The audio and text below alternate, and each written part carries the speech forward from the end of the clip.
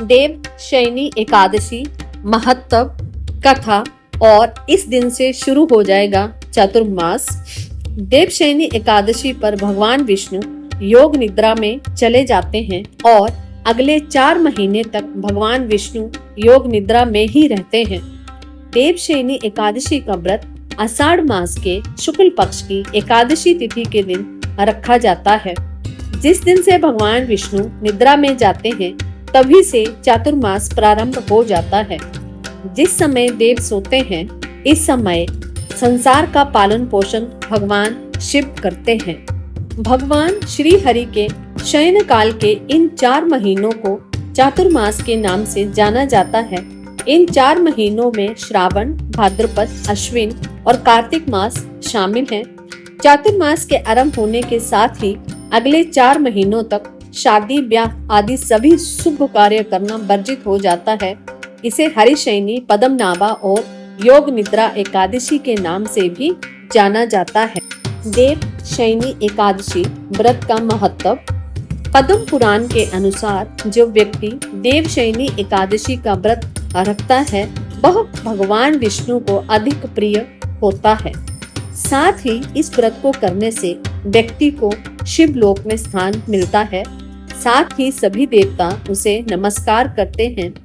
इस दिन दान पुण्य करने से व्यक्ति को मोक्ष की प्राप्ति होती है। इस दिन तिल, सोना, चांदी, गोपी चंदन, हल्दी आदि का दान करना चाहिए। ऐसा करना उत्तम फलदायी माना जाता है। एकादशी व्रत पारण वाले दिन यानी द्वादशी तिथि के दिन जो ब्राह्मणों और जरूरतमंद लोगों को दही चावल खिलाता है उस व्यक्ति को स्वर्ग मिलता है। देवशयनी एकादशी को लेकर एक मान्यता ये भी है कि इस दिन सभी तीर्थ ब्रज धाम आ जाते हैं, इसलिए इस दौरान ब्रज की यात्रा करना शुभ फलदायी माना जाता है। देवशयनी एकादशी के व्रत की कथा। धर्मराज युधिष्ठिर ने कहा, हे केशव, आषाढ़ शुक्ल एकादशी का नाम क्या है? इस व्रत के करने की विधि क्या है और किस देवता का पूजन किया जाता है? श्री कृष्ण कहने लगे, हे युधिष्ठिर, जिस कथा को ब्रह्मा जी ने नारद जी से कहा था वही मैं तुमसे कहता हूँ। एक बार देव ऋषि नारद जी ने ब्रह्मा जी से इस एकादशी के विषय में जानने की उत्सुकता प्रकट की। तब ब्रह्मा जी ने उन्हें बताया, सतयुग में मानधाता नाम एक चक्रवर्ती सम्राट राज्य करते थे। उनके राज्य में प्रजा बहुत सुखी थी, किंतु भविष्य में क्या हो जाए ये कोई नहीं जानता। अतः वे भी इस बात से अनभिज्ञ थे कि उनके राज्य में शीघ्र ही भयंकर अकाल पड़ने वाला है। उनके राज्य में पूरे 3 वर्ष तक वर्षा न होने के कारण भयंकर अकाल पड़ा। इस अकाल से चारों ओर त्राही त्राही मच गई। धर्म पक्ष के यज्ञ, हवन, पिंडदान, कथा व्रत आदि में कमी हो गई।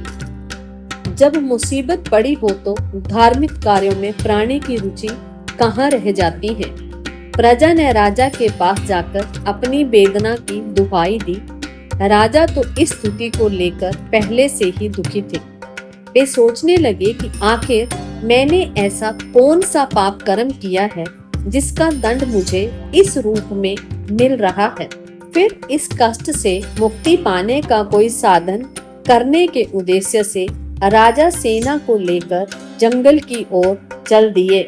वहां घूमते घूमते एक दिन वह ब्रह्मा के पुत्र अंगिरा ऋषि के आश्रम में पहुँचे और उन्हें प्रणाम किया। ऋषिवर ने आशीर्वाद देकर कुशल क्षेम के बारे में पूछा। फिर वन में घूमकर उनके आश्रम में आने का प्रयोजन जानना चाहा।